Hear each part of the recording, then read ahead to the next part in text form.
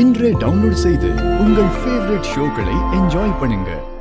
என் மக யாழினி ஒரு பிசினஸ் விஷயமா உங்க மூத்த மகன் ராகவ ஒரு வாரத்துக்கு முன்னாடி சந்திச்சிருக்கா. சந்திச்சதுல இருந்து அவளுக்கு ரொம்ப பிடிச்சு போச்சு. ஓ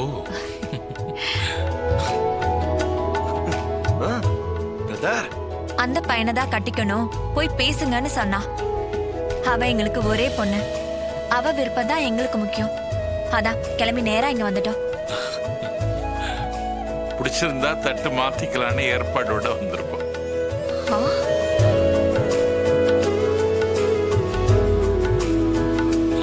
நீங்க ஒரு மினிஸ்டர் எங்க வீடு தேடி வந்து கேக்குறது ரொம்ப பெரிய சந்தோஷம். எங்களுக்கு கௌரவமும் கூட. நல்லதும்மா.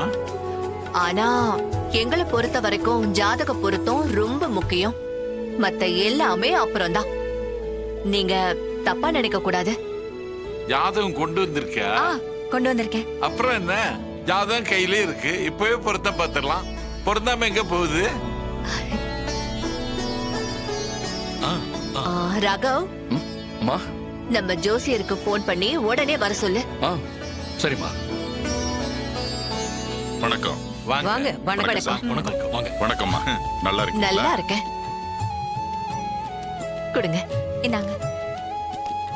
இந்த 2 ஜாதகத்தையும் பொருத்தம் பார்த்து சொல்லுங்க. சரிங்கம்மா. அம்மா தாயே ஓம் சக்தி.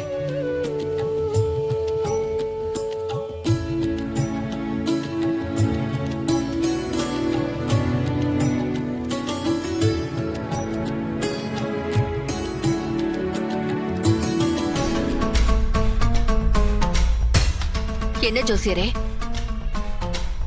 அம்மா இந்த 2 ஜாதகமும் பொருந்தாதுமா.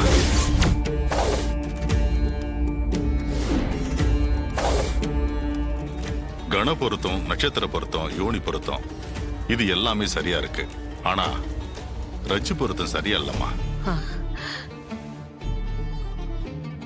அதனால என்னங்க, கணப்பொருத்தம் யோனி பொருத்தம் எல்லாம் சரியா இருக்குல்ல? ஐயா, கல்யாணத்துக்கு பாக்கும்போது மத்த எல்லா பொருத்தத்தையும் விட ரஜி பொருத்தம் ரொம்ப முக்கியம். அத மாங்கல்ய பொருத்தம்னு சொல்லுவாங்க. அது சரியா அமையலன்னா கட்டிக்க போறவங்களோட ஆயுள பாதிக்கும்.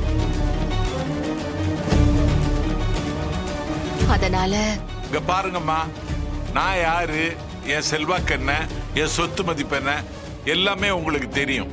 என் ஒரே மகள் யாழினிய கட்டிக்கிறதுக்கு அவன் தவம் இருக்கான். ஒரு சின்ன ஜாதக பொருத்தம் இல்லைங்கிறதுக்காக இந்த திருமணத்தை நிறுத்தணுமாங்கிறத நல்லா யோசிங்க. ஏதாவது பரிகாரம் வேணா பண்ணிக்கலாமா? இல்லங்க, ஜாதகம் சரியா இருந்திருந்தா அடுத்த செகண்டே நான் தட்ட மாத்தி இருப்பேன். என்ன மன்னிச்சிருங்க. இதுல நான் காம்ப்ரமைஸ் பண்ணிக்கவே மாட்டேன். நீங்க வேற இடம் பாருங்க.